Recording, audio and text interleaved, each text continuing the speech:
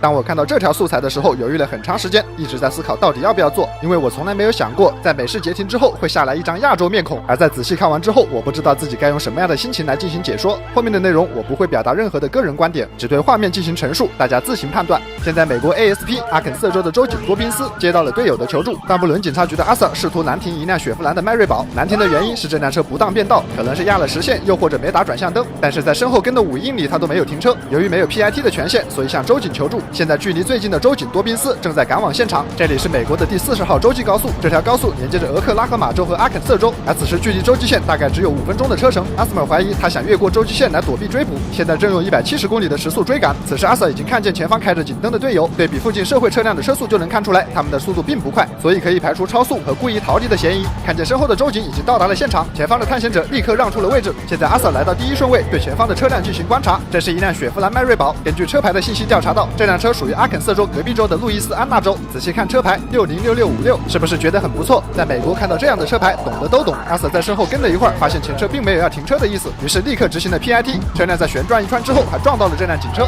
被截停之后，这辆车终于意识到了情况不对，看到身后越来越多的警车，总算是靠边停了下来。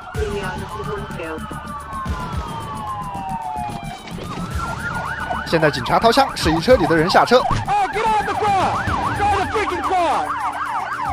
当看到车里的人似乎不具备什么威胁性时，阿 Sir 们也明显放松了警惕，不断的做着手势，示意车里的人下车。从这里可以看到，安全带系得很好，车里的座位很靠前，说明司机个子不高。虽然不太明白自己做错了什么，但还是看懂了警察的手势，整理了一下头发之后，下车背身站好。可以看得出来，当阿 Sir 准备给他戴上手铐时，他非常错愕。在这里先给大家解释一下，这种情况在美国不管有没有犯罪，都会先戴上手铐，这是警察保护自己的方法。但是在我们看来，或许是一件非常严重的事情。不过虽然不知道自己做错了什么，这位女士一直在道歉。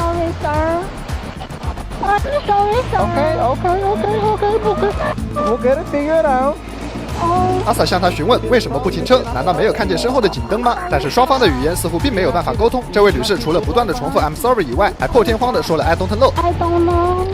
至于这个发音，想必我不用多说，哪怕是9年义务教育的漏网之鱼也会觉得非常熟悉。现在阿 Sir 一边给她戴上手铐，一边在安慰，表示会弄清楚情况。至于这位女士有没有听懂，我不确定，因为她始终只重复一句 I'm sorry。于是阿 Sir 尝试询问一下基本信息，但或许是站得太累，这位女士的腿有些发软。对，没错，至少我是这么希望的。Get up. No. Get up. I'm sorry. Okay.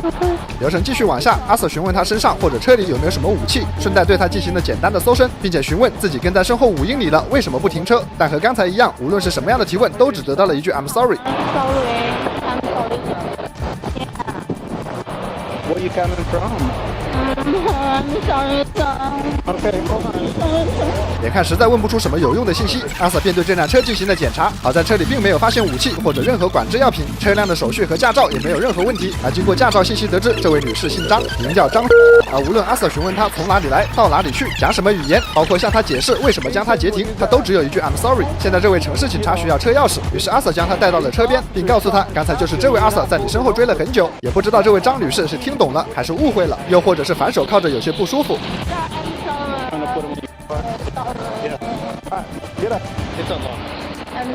So here's 就这样，靠着3个单词交流的张女士被阿 Sir 关进了车里。阿 Sir 们再次仔细检查了车辆之后，并没有发现其他的违法行为。最终，这位张女士被指控逃逸和不当变道，被送往了附近的范布伦警察局拘留。事后，阿 Sir 表示，我甚至不知道她有没有听懂我在说什么，她好像也没有弄清楚自己到底做错了什么。这件事情也引发了当地网友的讨论。有的人表示，语言不通、规则不熟也可以上路，是驾照管理不够严格；也有的人认为，无论身处在哪儿，对语言和规则不熟都不能成为借口。还有一部分网友认为，这位女士是装的。屏幕面前的你怎么看？欢迎进行讨论。好了，本期的节目到这里就结束了。视频素材源于网络，如有侵权，请私信联系我。感谢大家的观看，我是最后的自由，我们有缘再会。